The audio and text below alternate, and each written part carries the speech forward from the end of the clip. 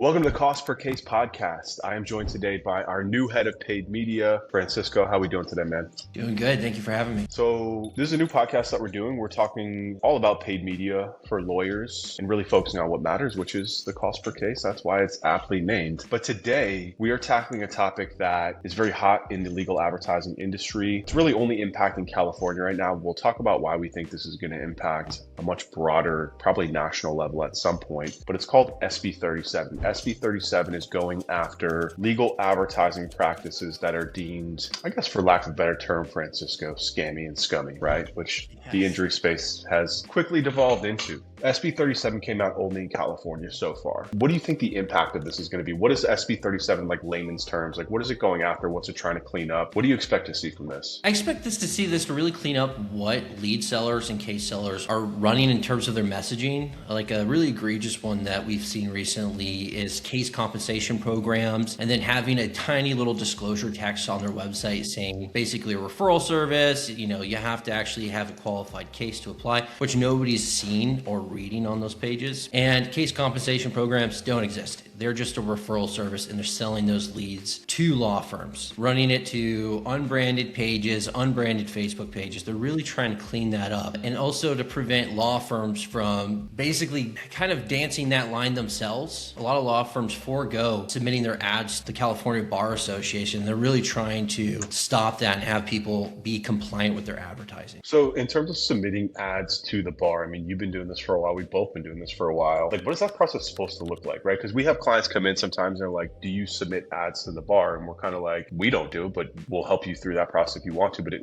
rarely happens. Like, what does that process even look like? I mean, typically you're reaching out. I mean, I think in Texas they charge for it to a degree, and you don't have to submit every single piece of text or ad copy or imaging or video. I mean, if it's similar enough, you can submit a handful of pieces of ad copy and a video to get approval. But again, people who are doing it compliantly are doing this. But again, what it's really trying to stop are the people who are just by the seat of their pants testing whatever and saying whatever they want, and then getting their compliance lawyer to write a disclaimer on their website. This is hyper specific. This is it's legal advertising, but really we're talking about personal injury. But even more, we're just talking about car accidents. The car accident advertising space is out of control. We're running millions of dollars of traffic in the space, and we get all these ads. We're in Florida, but Florida is probably just as bad as California. But like as soon as you show any sort of interest in a car accident lawyer, you're going to get bombarded with these ads on Facebook, on Google, everywhere. And the claims that they're making, again, I'm not a lawyer, but I have a pretty good understanding of when an advertisement is blatantly lying. You see a lot of things like instant payout, injury calculator, like not possible. You see a lot of just like guarantees around money claims, around a lot of claims that are just factually untrue. And most of the time they're not coming from law firms, right? They're coming from third-party lead generation vendors or aggregators who run the ads, pay for the ads, and then resell them to law firms, right? It's a massive business. We're talking about hundreds and hundreds of millions of dollars of leads being sold on a yearly basis, easily. People don't realize how big this industry is and how deep it's gotten. I've seen a lot of PE firms that are actually investing into these companies. And SB 37 to me is really going after that lead gen business model and being like, enough. Like we have to hold somebody accountable, because it's almost a loophole if you think about it from that accountability legally point of view, where like a lead generation vendor is not going to submit leads to the bar. They're not lawyers. Why would they? So they're running these crazy claims. And I use this analogy all the time, Francisco, when I'm on calls with prospects about how like in the 1950s when Elvis first came out and started shaking his hips, everyone was like, oh my God, it's so impure. And now it's like, don't go on Instagram if you think that's bad, right? And naturally what happens with humans is we normalize and things erode. And we have watched this industry in terms of messaging erode so fast. I'm talking about in the last 2-3 years. I have seen the injury accident marketing advertising industry erode so quickly in terms of messaging to the point where it's dangerous. And I think this is the government being like, enough is enough.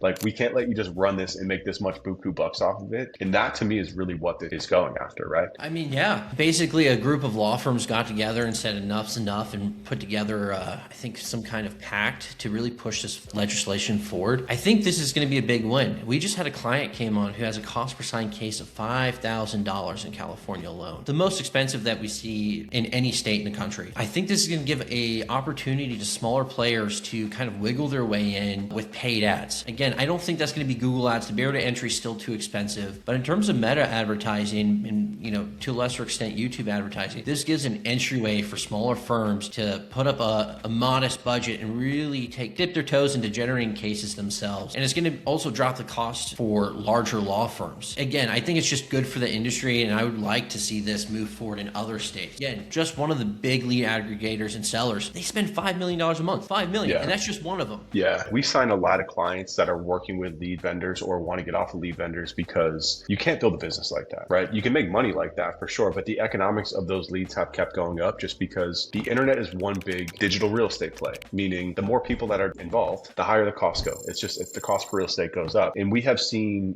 when you've been doing this for as long as I've had, you've seen the lead generation model shift from SEO websites that were ranking and banking and selling to Google ads that were basically just, again, advertisers come in, they sell the leads, affiliate schemes. Facebook ads has been the go-to for these lead generation brokers for the last couple of years. And on Facebook, you have a lot more ability to make these claims, right? Because you have video, you have images, you have landing pages, you have ad copy, you get AI influencers coming in and making fake videos. Hey, I was just in a car accident and I got paid out $100,000, like fill out the form below. We've just seen that erode and blossom very quickly, and the costs have gone up because one of our other media buyers is in a Facebook group. There's 5,000 people in it, and every single person in that Facebook group is learning how to do lead generation for a car accident running Facebook ads. So you just think about it that way. There's a bunch of people from the marketing side who are trying to get into the business to make money because it's easy. Like you can walk up to any injury firm in the country, knock on their door and be like, I will sell you leads. And they'll be like, at what cost? Like they're gonna take that call every time.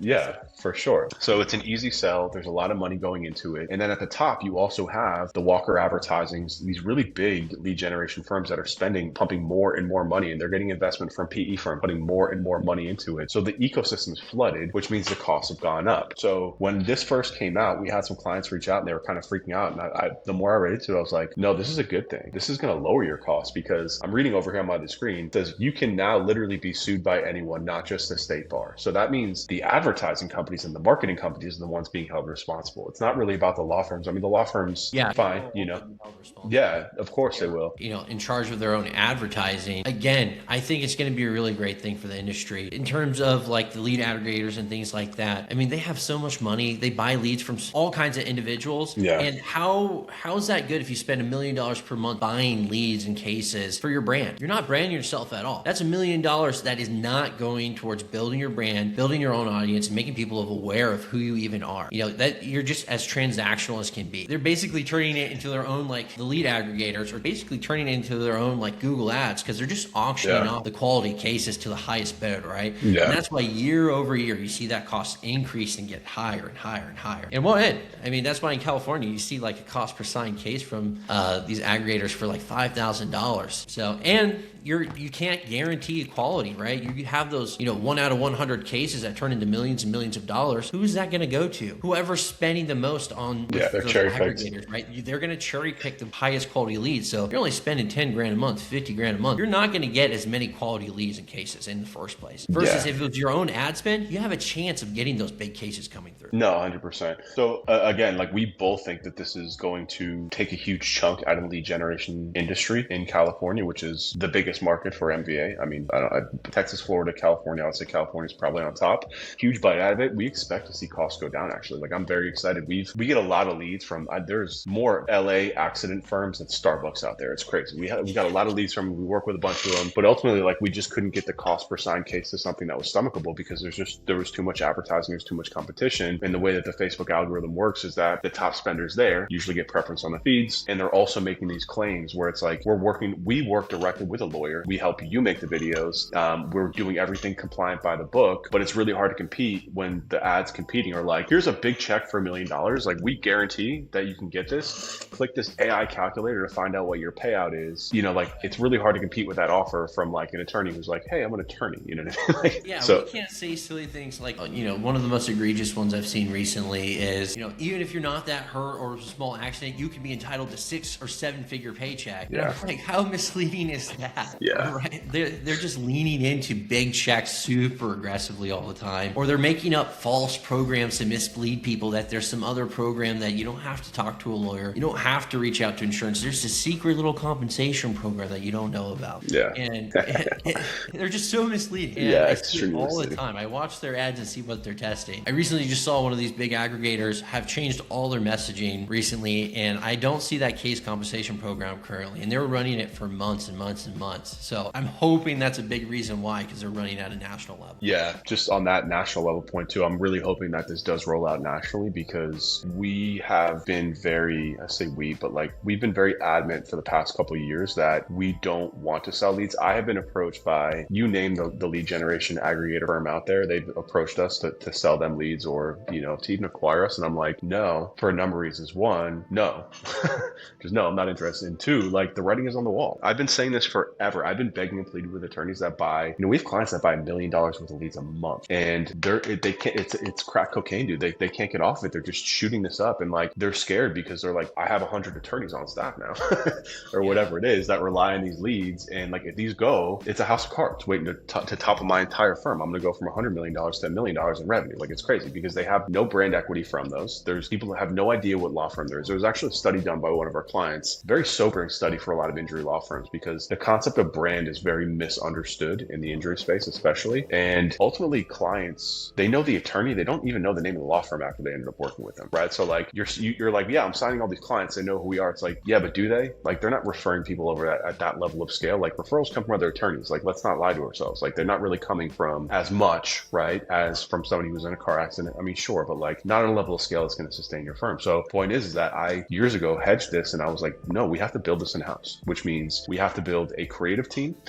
We have to do video scripting. We have to do video editing. Francisco, you know how hard it's been and how painful it's been to build this team internally, because Facebook ads are all about creative, and we had to build that internally instead of just dumping money into like crap ads that we knew would generate leads and reselling them. I'm a firm believer in building equity and building a business, not just making money. There's a lot of ways to make money in this country. Like, this industry has proven to me that you can profit off anything, especially people's pain, you know? But there's ultimately a good message here that should be told, which is, I'm going through it. My house is a roof, my roof has a leak, right? So I called the insurance company, and now having worked in this space for so long, I could hear it in the damn tonality of his voice. I knew he was going to deny and deflect. They put me through like 5 phone calls, and I was like, dude, you know I'm a busy guy. Like, what are we doing here? And they would sit there with me on an hour on the phone, like reading me the policy and being like, oh, hey, you see this in the policy, you know what I'm saying? So I'm like, you're gonna bone me, dude. Like, I know it's coming. Like, I'm gonna hire an attorney, you know? So like, there is a place. The point is, there is a place for these attorneys. Like, you're not ambulance chasers. You're not. Like, you're called an ambulance chaser because of the crap advertising that's been happening. This is actually a chance to take your brand back if you do it the right way.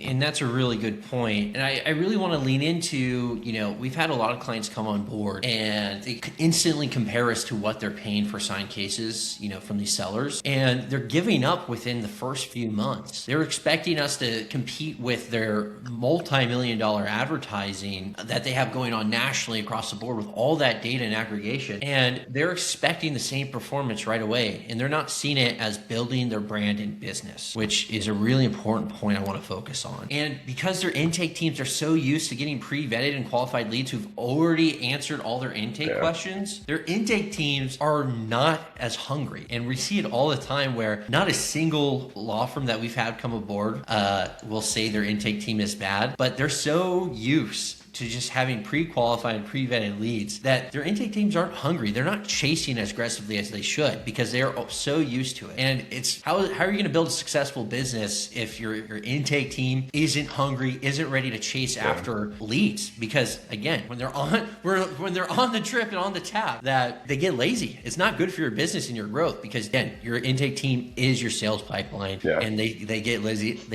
and they get spoiled, and then you're expecting instant performance right away. And that's not how any business is. Yeah, 100%. Again, I'm very excited. It's very bullish as like, you know, when I'm building our business and building its business, and we're working on this type of stuff, and you know, like the shortcuts were available for us to take. And this is like huge validation for me. When I saw this come out, I was like, man, this feels good, because honestly, like I've been beating a drum with this for lawyers, and they don't want to listen to me, dude. They don't want to listen to me. You know what I mean? They're like, yeah, but we're getting $2,500, $100 signed case. I'm like, you should be willing to pay more if that is coming through your own brand. You know what I'm saying? Like, even if it's $100 us more, and whatever it is, like, because we're building equity into your firm, into your face, into your name. And ultimately, when, not if, AI takes over, right? And people are tapping a chip in the side of their head, like, to recall what they saw before in the past, like, that stuff's going to matter, like the money that you made in the past that you spent on that jet doesn't matter anymore. You know what I'm saying? Because the brand didn't stick. So look, I don't know if you have anything else to add on SB 37, Francisco, but this is something that we're actively taking care of. We have a compliance checklist internally that we use for our clients.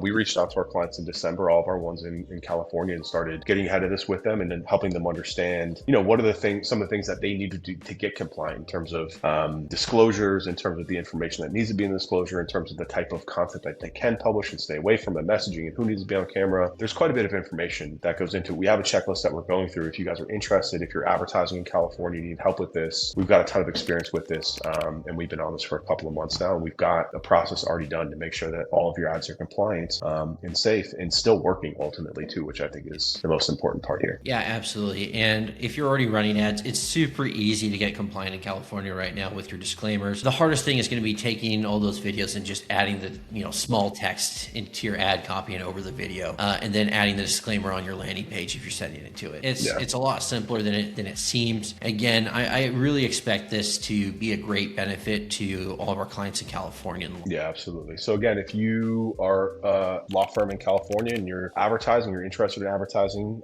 there's a link below this video. You can book a call with me. We'll go through the checklist that we have.